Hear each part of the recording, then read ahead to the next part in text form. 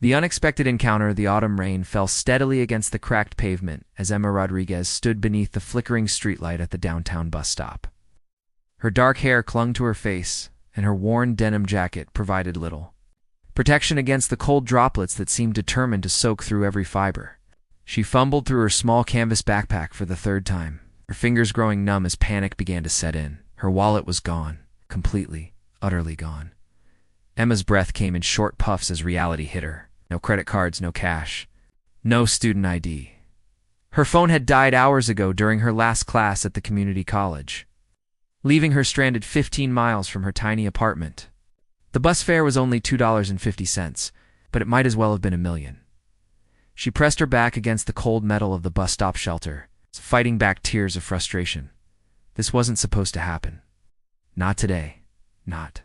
When she already felt like the universe was testing her resolve, working 3 part-time jobs while maintaining a perfect GPA was exhausting enough without these unexpected disasters. A few feet away, David Kim adjusted his worn baseball cap and shifted his weight from one foot to the other. He'd been waiting for the same bus for nearly 20 minutes, but his attention kept drifting to the young woman who clearly seemed distressed. Her shoulders were tense. He could see the way her hands trembled slightly as she searched through her bag again and again. David recognized desperation when he saw it. He'd been there himself more times than he cared to count, working at the campus maintenance department during the day and delivering pizza at night barely covered his expenses. But it was honest work that helped him pay for his engineering classes. He understood what it felt like to count every penny. The woman looked up at the darkening sky and let out a soft sigh that somehow cut through the sound of rain and traffic. David made a decision. "Rough evening?" he asked gently, taking a step closer but maintaining a respectful distance. Emma startled, green eyes wide with surprise as she turned to face him. For a moment, she seemed to weigh whether to respond or pretend everything was fine. Her pride warred with her desperate situation. "I lost my wallet," she admitted quietly, her voice barely audible over the rain. "I can't get home." David nodded, understanding immediately. He reached into his pocket and felt the familiar weight of his meager funds. $23 and some change. It was supposed to last him until his next paycheck, but looking at this stranger's genuine distress, the choice seemed obvious. "Here," he said, pulling out 3 crumpled dollar bills and holding them out to her. "For the bus." Emma stared at the money, then back at his kind brown eyes. "I can't take your money. You don't even know me." "That's exactly why I'm offering," David replied with a gentle smile. "Sometimes strangers are the only ones who can help without expecting anything in return." There was something about his earnest expression that made Emma's chest tighten unexpectedly. In her world, every gesture came with strings attached. Every kindness had a price. But this young man with his slightly tooled long black hair and genuine smile seemed different. "I'll pay you back," she insisted, finally accepting the bills. "I promise." David chuckled softly. "Don't worry about it. Just pass it forward when you can." As the bus pulled up with a screech of brakes and a hiss of hydraulics, Emma found herself hesitating. She wanted to know more about this stranger who'd shown her such unexpected kindness. "What's your name?" "David Kim," he replied, stepping aside to let her board first. "Emma," she said simply, not offering her last name. "Thank you, David." "Really?" As Emma climbed the bus steps and found a seat by the window, she watched David through the rain-streaked glass. He stood patiently in the rain, apparently willing to wait for the next bus rather than crowd onto this overcrowded one. Something about his selflessness struck her deeply. For the entire ride home, Emma couldn't stop thinking about David Kim. She'd met countless people who would do anything for money, would crawl over others for a chance at success. But here was someone who'd given away his last few dollars to a complete stranger without hesitation. When Emma finally reached her modest apartment building, she was surprised by her own thoughts. Instead of relief at being home, she found herself wishing the bus ride had been longer. She wanted to know more about David, to understand what made someone so naturally generous in a world that often rewarded selfishness. Meanwhile, David waited in the rain for another 40 minutes for the next bus. His clothes were soaked through, and he'd have to skip dinner to make his money last until payday. But he felt strangely content.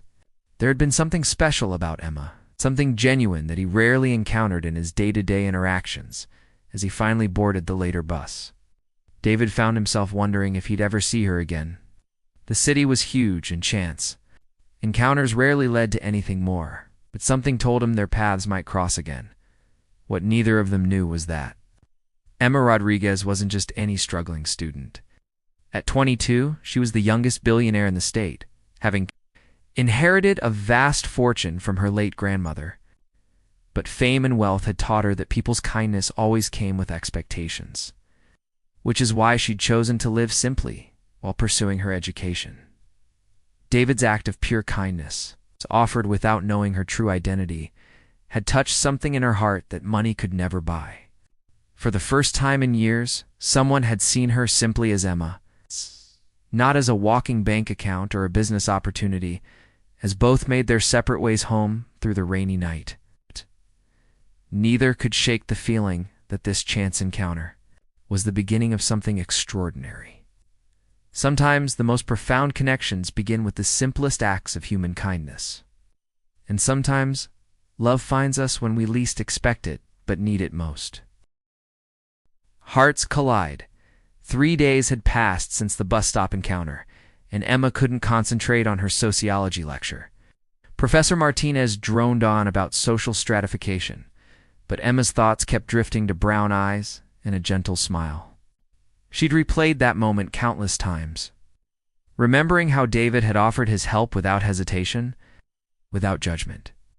During the break, Emma stepped outside the lecture hall and nearly dropped her books.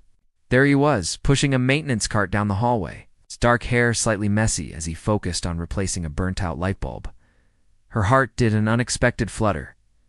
"David," she called out softly. He turned at the sound of his name, and his face broke into that same warm smile that had been haunting her thoughts. "Emma." "Hey, what are you doing here?" "I'm a student here," she said, suddenly feeling shy. "What about you?" "I work maintenance during the day. Take classes at night," David explained, wiping his hands on a cloth. "Engineering major. What do you study?" "Business and sociology," Emma replied, leaving out the part about her PhD in economics and her MBA from Harvard. "I didn't know you worked here." David nodded toward the cart filled with tools and supplies. "Been here about 2 years now. This helps. Pay for school." He paused, studying her face. "You feeling better? After the other night, I mean?" Emma's chest warmed at his genuine concern. "Much better, thanks to you. I still owe you for the bus fare." "I told you to forget about it," David said with a laugh.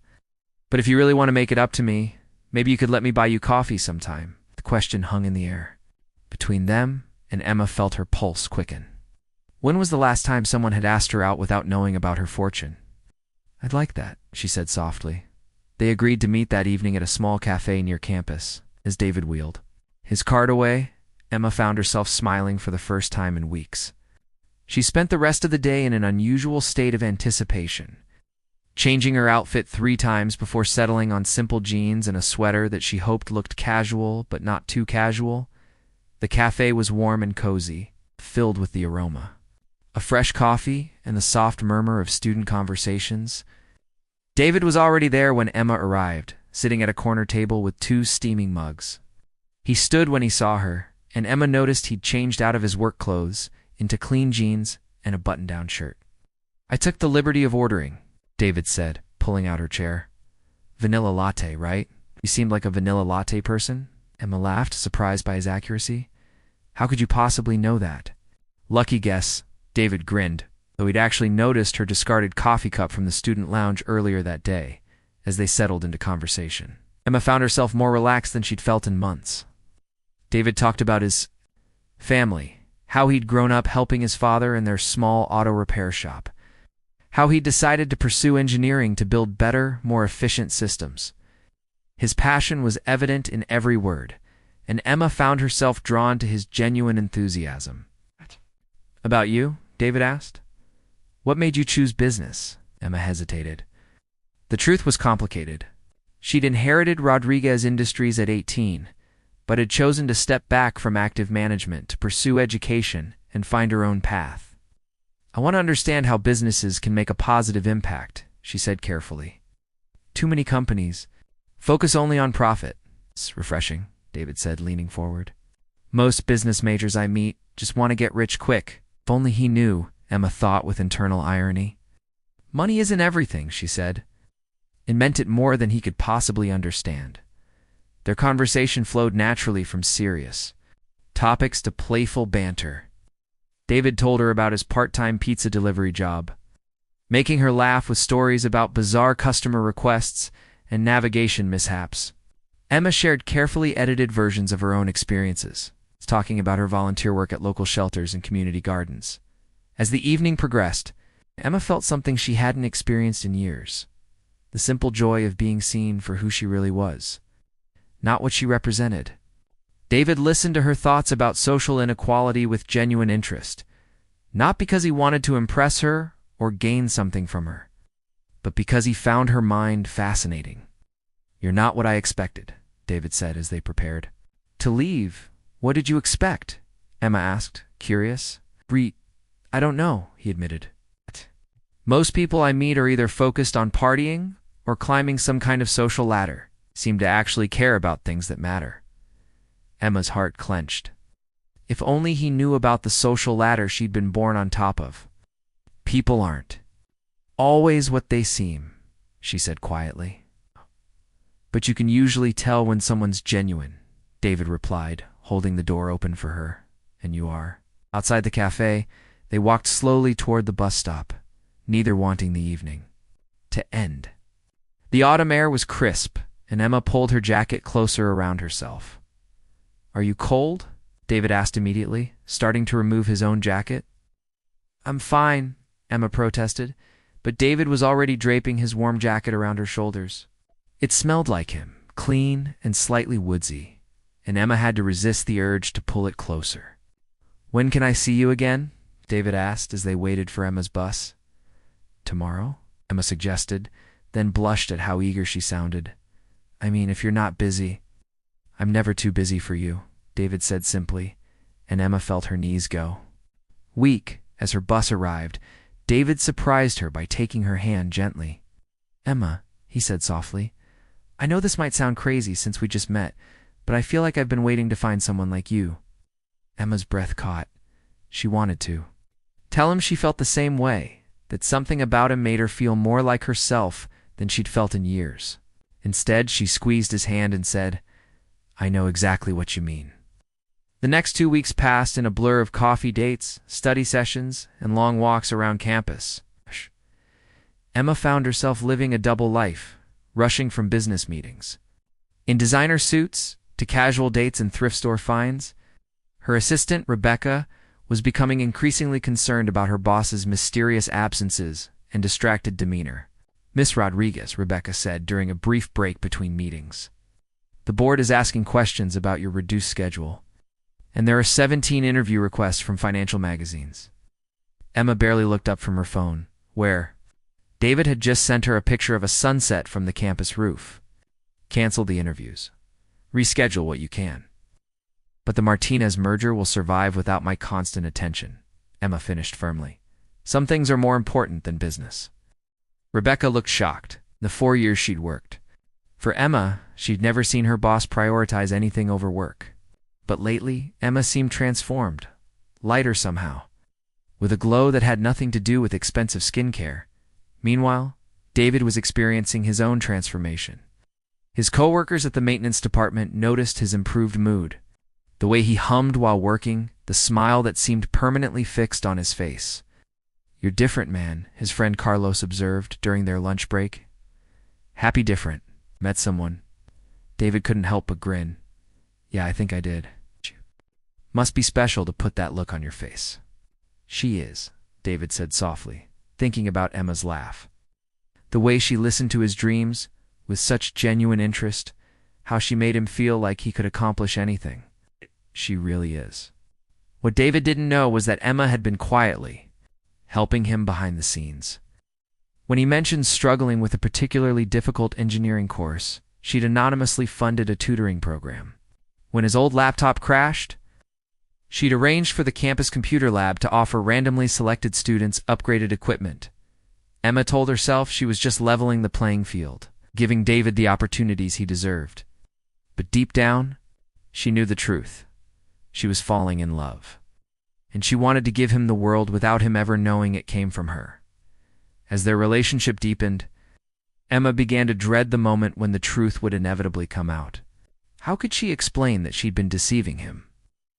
That while he worried about textbook costs, she owned buildings. That while he worked multiple jobs to survive, she could buy the entire university without blinking. But for now, in the precious bubble they'd created, Emma allowed herself to simply be happy. For the first time in her life, someone loved her for her mind, her heart, her dreams, not her bank account. And that was worth more than all the money in the world.